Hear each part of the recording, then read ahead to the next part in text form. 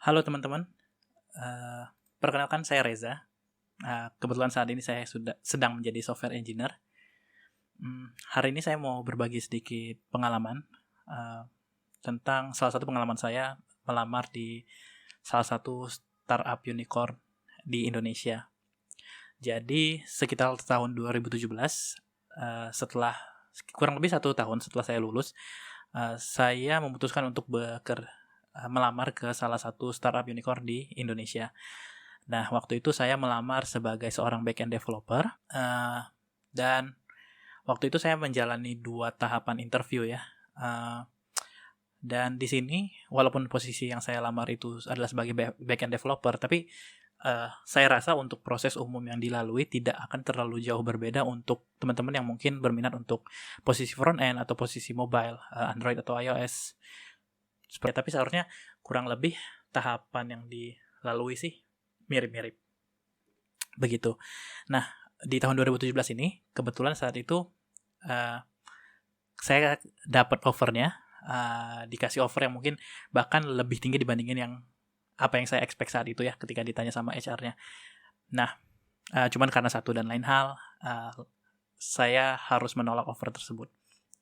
Anyway, kita nggak akan fokus di situnya, tapi mungkin untuk di video intro kali ini saya ingin berbagi pengalaman kurang lebih, tahapan seperti apa aja sih yang ada di proses perekrutan, software engineer. Jadi kalau saya waktu itu, eee, ada dua tahap besar. Yang pertama itu ada tahap, online coding test. Nah, di sini saya menggunakan platform Codility. Platformnya sendiri disediakan oleh perusahaan yang melakukan rekrutmen ya. Jadi untuk konteks ini si startup unicorn itu. Nah, mungkin teman-teman yang udah biasa atau udah pernah dengar semacam HackerRank atau LeetCode itu seharusnya platformnya sih mirip-mirip. Jadi teman-teman mungkin kalau udah biasa tidak perlu, eee, banyak ketakutan atau kebingungan ketika menggunakan platform si Codility ini sendiri. Nah, pun kalau teman-teman belum pernah pakai atau masih ragu-ragu, takutnya waktunya malah kebuang untuk hal-hal yang nggak berguna, misalnya, aduh gimana sih baca input, baca output segala macam. Nah, itu sendiri teman-teman nggak perlu khawatir karena sebelum kita mengerjakan soalnya pun kita akan diberikan kesempatan untuk menguji atau membuat diri kita familiar dengan environment platform testnya. Nah, ketika online coding test ini sendiri, kebetulan saat itu di tahun 2017 saya dapat 4 soal di tahap ini. Ada 3 soal tentang algoritma dan struktur data, dan 1 soal lagi berkaitan dengan SQL. Nah, jadi kalau yang si algoritma standar lah ya, kita diberikan sebuah use case, lalu kita diminta untuk mengerjakan soal tersebut. Ada juga rincian input dan contoh outputnya, dan kita disuruh merancang algoritma yang bisa memenuhi kriteria input dan output tersebut. Nah, untuk yang SQL sendiri lumayan straightforward. Jadi teman-teman dikasih sebuah use case juga, dan teman-teman dikasih gambaran skema tabel yang ada pada sistem tersebut, dan teman-teman diminta untuk menuliskan query yang bisa memberikan output sesuai dengan output yang mereka minta, seperti itu. Waktu itu saya diberi waktu sekitar 1-2 jam. Saya agak lupa persisnya berapa, cuman sepertinya sih 1-2 jam. Nah, saya juga nanti di video terpisah, mungkin saya akan buat sebagai satu serial dengan video ini. Saya juga akan bahas soal-soal yang saya kerjakan ketika online coding test, dan bagaimana saya menyelesaikannya saat itu, dan mungkin bagaimana seharusnya saya menyelesaikannya ya gitu ya. Waktu itu sih kebetulan alhamdulillah saya bisa menyelesaikan semua soalnya. Nah, itu tahap pertama.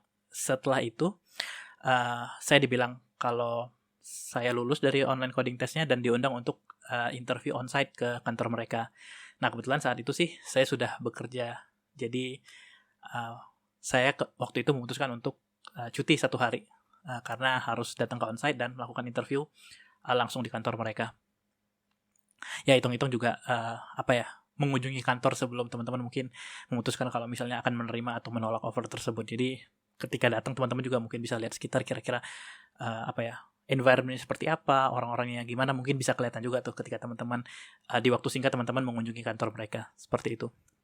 Ketika datang di onsite, di tahap kedua ini ada 2 tahap juga nih. Ada 2 wawancara yang saya lakukan di hari yang sama. Yang pertama itu wawancara dengan HR-nya.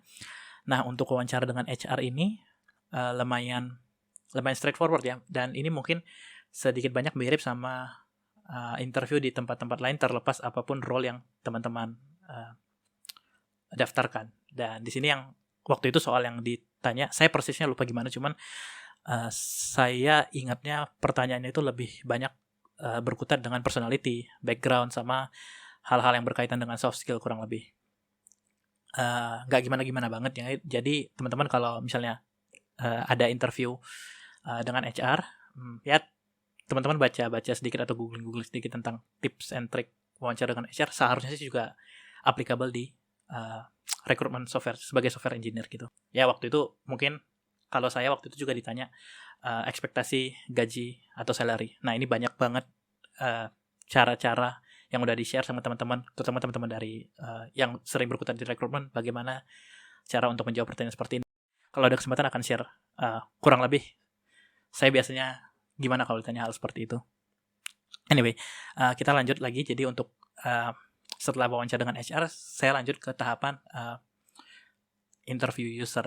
Dan di sini tidak ada break lama ya, paling lama 15-30 menit lah waktu itu. Seingat saya izin untuk sholat asar terlebih dahulu. Nah, untuk yang nggak familiar, jadi kalau interview user ini bukan interview dengan user aplikasi si startupnya ya, tapi interview dengan tim yang akan kita masuki ketika kita bergabung dengan startup ini. Jadi user di sini bukan customer atau klien, tapi lebih ke arah tim yang akan menggunakan jasa kita selama kita bekerja di perusahaan tersebut. Nah, saat itu ada 2 orang yang menginterview saya. Saya tidak terlalu ingat role mereka apa di tim itu sendiri.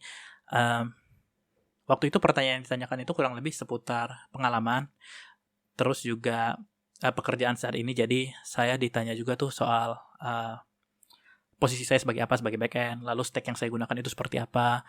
Lalu saya juga ditanya high level kerjaan. Jadi teman-teman yang udah bekerja mungkin bisa, atau mungkin yang masih kuliah juga bisa meng-highlight apa yang teman-teman kerjakan, dan yang paling penting teman-teman juga bisa meng-highlight nih role teman-teman di project itu apa dan apa impact yang teman-teman berikan di dalam project tersebut. Misalnya kalau saya waktu itu menjawabnya adalah kebetulan proyek yang saat itu saya kerjakan ada berhubungan dengan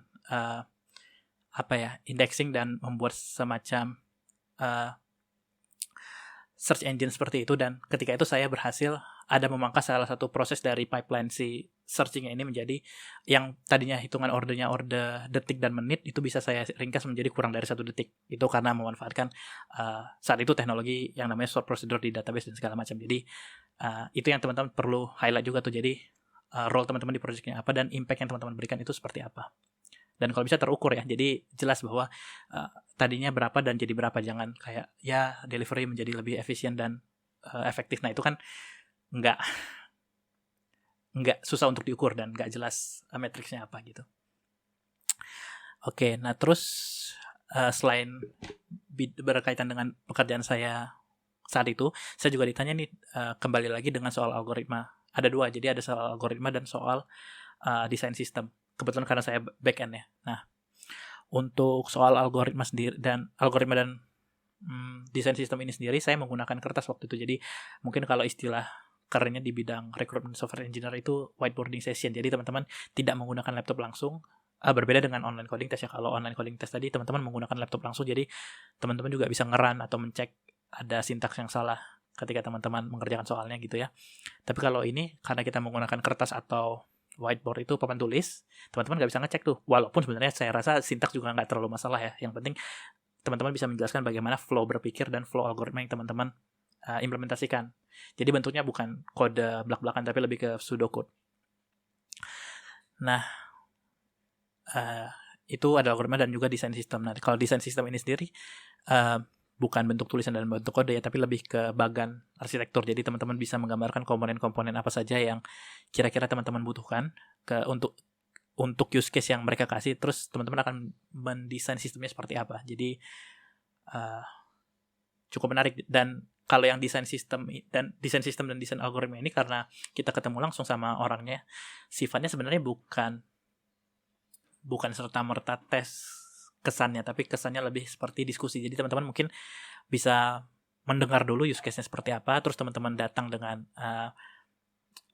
rancangan kasarnya, lalu teman-teman bisa bilang tuh highlight pros dan cons dari desain teman-teman apa, terus nanti mereka mungkin ngasih masukan atau ngasih ngasih bukan kritik, apa yang namanya, jadi kayak challenge bahwa kayak, oh kalau misalnya ternyata use case-nya seperti ini atau kita bisa mendukung use case ini bagaimana gitu. Jadi misalnya contohnya kayak, oh desain kamu yang sekarang itu berarti kalau untuk write itu akan memakan waktu yang lama ya, kira-kira kalau kita mau ternyata proses write-nya lebih banyak gimana, seperti itu kurang lebih.